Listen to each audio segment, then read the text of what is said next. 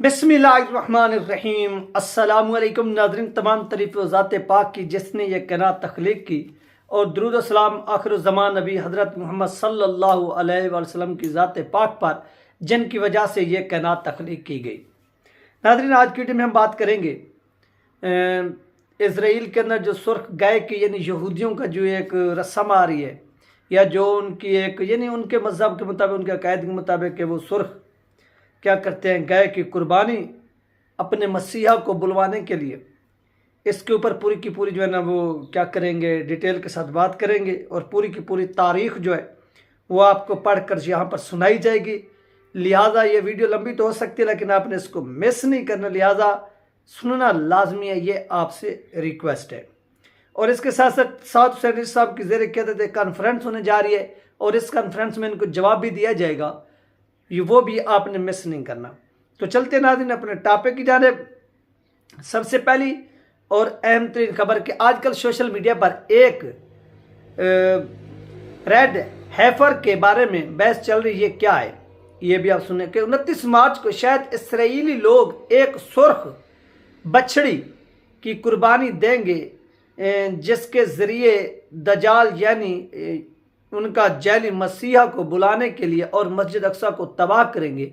और 8 अप्रैल को रमज़ान के आखिरी दिन वो अपने जाली मसीह को बुलाने का दावा कर रहे हैं, यानी जिसे हम अपनी ज़बान में ये यहाँ पर एक सुर्ख बछड़ी, जिसे सराइकी में वच्छी कहते हैं, और उर्दू में इसको ऐसे समझ लें कि गाय, इंग्लिश में इसको काऊ, तो मुख्तलिफ यानी लैंग्वेज में इसके मुख्तलिफ जो है ना वो नाम आते हैं। तो आगे नाज़रीन कि यानी रमज़ान के आखिरी दिन वो अपने जैली मसीह को बुलाने का दावा करें। इस दिन एक तारीखी कंप्लीट सोलर इक्लिप्स होगी जो 375 सालों से नहीं हुई। लाल बछड़ी की कुर्बानी की तारीख ये भी थोड़ा आप जानिए। लाल बछड़ी की कुर्बानी यहूदी रिवायात में एक रस्म है। यहूदी शरीयत के मुताबिक मूसा अलैहिस्सलाम के दौर में से सिर्फ 9 लाल बछड़ियों को कुर्बान किया गया। लाल बछड़ी की राख को एक पाक साजी रस्म में इस्तेमाल किया जाता था, ताकि मुर्दे के जिस्म से रवाजी नजासत को दूर किया जा सके। यहाँ ये लाल बछड़ियों की फहरिस्त है जिन्हें यहूदियों ने कुर्बानी दी। नंबर 1, हजरत मूसा अलैहिस्सलाम ने पहले लाल बछड़ी की कुर्बानी की। नंबर 2, हजरत उज़ैर इस्लाम ने दूसरी लाल बछड़ी की कुर्बानी की। नंबर 3, सैयदना सैमन अलैहिस्सलाम ने तीसरी लाल बछड़ी की कुर्बानी की। चौथा, हजरत इस्माइल बिन पियावी ने चौथी लाल बछड़ी की कुर्बानी की। 5वां, हनमैल मसरी ने 5वीं लाल बछड़ी की कुर्बानी की। 6ठा, इस्माइल बिन पियावी ने 6ठी लाल बछड़ी की कुर्बानी की। 7वां, हनमील मिस्री ने 7वीं लाल बछड़ी की कुर्बानी की। और 8वां भी यही हनमील मिस्री ने 8वीं, और 9वीं इस्माइल बिन पियावी ने 9वीं लाल बछड़ी की कुर्बानी की। यह कुर्बानियां सदों के वक्फे के बाद हुई हैं, जिनके दिन काफ़ी गैप है। 10वीं लाल बछड़ी की कुर्बानी यहूदी रिवायत की मुंतज़िर है, और यह यहूदियों के नज़दीक ज़रूरी है कि वो अपने थर्ड टेम्पर की तामीर से पहले इसकी कुर्बानी के ज़रिए पाक हो जाएं। जैसा कि लाल बछड़ी की कुर्बानी के बारे में अफवाहें फैल रही हैं कि इसके लिए इन्होंने तैयारी कर ली है, वो एक नहीं बल्कि 5 कुर्बानियां करेंगे। जो खुसूसियात इनको चाहिए वो ये हैं। नंबर 1, वो खालिस सुर्ख होना चाहिए, ना कोई सियाह या सफ़ेद बाल। कमारा होना चाहिए, यानी जिस तरह यानी वो कोई ऐसा समझ लें कि दूध देने वाली ना हो, कमारी हो, जैसे उसको हमल भी ना हुआ, यानी इस तरह से। फिर उसके बाद 34 महीनों से 38 महीनों की उम्र होनी चाहिए। इससे आप अंदाज़ा लगा सकते हैं कि अगर 24 की लगा दें तो ये बनती है गालबन 2 साल। अगर आप 38 की यहाँ पर शामिल करें, 38 या 34 को, यानी 2.5 साल के लगभग ये क्या करें, 2.5 साल के लगभग ये कुर्बानी करेंगे ये यहूदी, बल्कि 2.5 साल से भी ऊपर गालबन चली जाती है, 12, 24, 36 ऐसे है। उसके बाद और कुर्बानी के वक्त तकरीबन 3 साल की उम्र होनी चाहिए, जो शायद इसी मार्च में जुलाई के दरमियान है। ये क्या कर सकता है, ये भी सुनिए। इनका ये इकदाम तौरात के मुताबिक आखिरी वक्त की इब्तदाई तरतीब मदरजा झैल है। सुर्ख बछड़ी की कुर्बानी, औजार की पाक साजी, मस्जिद अक्सा की तबाही, चौथे नंबर पर तीसरे टेम्पल की तामीर, पांचवां जैली मसीहा की आमद, छठा इमाम मेहदी की आमद, सातवां हजरत ईसा अलैहिस्सलाम की आमद, आठवां क़यामत।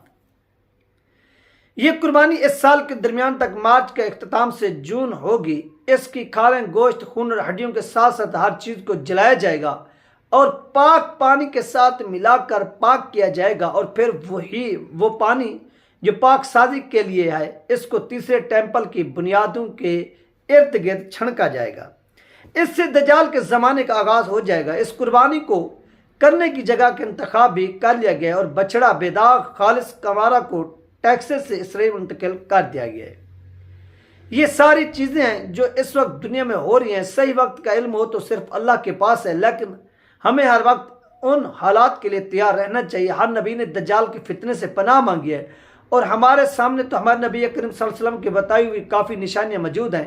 इसराइल ने गज़ा पर हमला करके और कितने मुसलमान को शहीद करके हमारी उम्मत मुसलमा का रिस्पॉन्स देख लिया। हमारे हुक्मरान सोए हुए हैं, हमारे लोगों की अक्सरियत भी सिर्फ दुनिया तलबी में लगी हुई है। इसलिए वो जानते हैं कि जो उम्मत इतने बड़े नुकसान के बाद भी नहीं जागी तो अगले इक़दाम तो आराम से वो कर सकते हैं, इन्हें कोई रोकने वाला नहीं।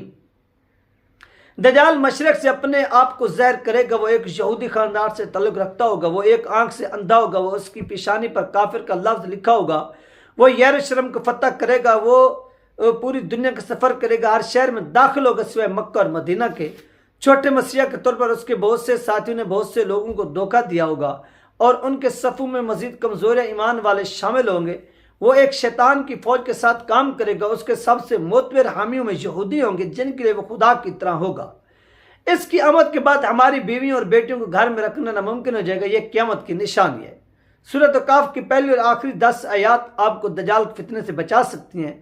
पहले 10 आयात को याद करने की कोशिश करें, हर रोज़ पढ़ने की कोशिश करें, खुसूसन जुम्मा के दिन तिलावत करें, तर्जुमे के साथ पढ़ें। यह मजाक नहीं है, बराए कराम इस बारे में आगाही फैलाएं। यह हमारी उम्मत पर सबसे बड़ा सख्त और मुश्किल फितना है और हमारे और बहुत से लोग इसके बारे में गाफिल हैं। बराए कराम इसके बारे में रिसर्च करें और अपना ईमान बढ़ाएं, क्योंकि दज्जाल हमारे ईमान के साथ खेलेगा। अल्लाह हमें इस दज्जाली फितने से महफूज रखे। ये नाज़रीन, इस वक्त की जो सुर्ख गायों के हवाले से पूरी दुनिया में खबर चल रही है वो आप लोगों के साथ शेयर की गई है। अब आज हज़रत अली रज़ी अल्लाह ताला अन्हु को खिराज तहसीन पेश करने के लिए मस्जिद रहमतुल्लिल आलमीन में कॉन्फ्रेंस होने जा रही है। हज़रत अली ने यहूदियों का जो एक मजबूत किला था जिसका नाम था खैबर, उसको फतह किया था। उनको हम खिराज तहसीन पेश करते हैं हज़रत अली को, हज़रत अली के साथियों को जिन्होंने ये खैबर फतह किया। और आज उनको खिराज तहसीन पेश करने के लिए अल्लामा साद हुसैन रिज़वी साहब की ज़ेर क़ियादत क्या होगा, तहरीक लबैक पाकिस्तान की एक बहुत बड़ी कॉन्फ्रेंस होगी। इस कॉन्फ्रेंस में उनको खिराज तहसीन भी पेश किया जाएगा और इसके साथ साथ ये जो इजरायली चाल चल रहे हैं या जो खेल खेल रहे हैं, इस खेल को भी बेनकाब किया जाएगा और साद हुसैन साहब इनको यहाँ पर जवाब भी देंगे, क्योंकि दुनिया के अंदर हर तरफ खामोशी है और दुनिया के सब लोगों को ये बात भी मालूम हो चुकी है कि अगर इस वक्त कोई हमें रिस्पॉन्स दे सकता है या देने की जुर्रत रखता है तो वो एक लीडर, वो है साद हुसैन रिजवी। इसके अलावा जितनी भी हैं वो भांग पी के सोए हुए हैं, उनको किसी किस्म की कोई परवाह नहीं है। और बाकी पाकिस्तान में जो आलम दीन है उनका भी आपको मालूम है कि जिसकी हुकूमत आती है वो उसके गीत गाते हैं। यानी बाजवा साहब थे तो बाजवा साहब अल्लाह के उनके नज़दीक वली थे, उससे पहले कियानी थे तो वो भी वली थे, उससे पहले परवेज़ मुशर्रफ थे वो भी वली थे। यानी इस तरह से फिर ऊपर जो थे वो भी वली हैं। कि ये पाकिस्तान में रूटीन चल रही है और दीन इस्लाम के साथ जो कुछ हो रहा है वो किसी को कोई खबर नहीं है। तो इस हवाले से ऐसा समझ लें कि पाकिस्तान के अंदर भी काफ़ी जो है ना वो हलचल हो रही है और साद हुसैन साहब इनको लाजमी जो है ना वो जवाब देंगे, रद्द अमल जो है, क्योंकि पूरी उम्मत की जब जहाँ पर भी कोई वाक़या रूनुमा होता है तो जो निगाहें होती हैं या निगाहों का जो मरकज़ इदारा है इस वक्त वो मस्जिद रहमतुल लिल आलमीन है। लोगों की निगाह यहाँ पर है कि यहाँ पर इस मसाजिद के मीनारों से क्या आवाज़ गूंजती है। वो इंशाल्लाह जो आवाज़ गूंजेगी आप लोगों के साथ यहाँ पर शेयर भी होगी। अपना ख्याल रखिएगा, मुझे दो में याद रखिएगा। मिलते हैं नेक्स्ट वीडियो में। अल्लाह हाफ़िज़।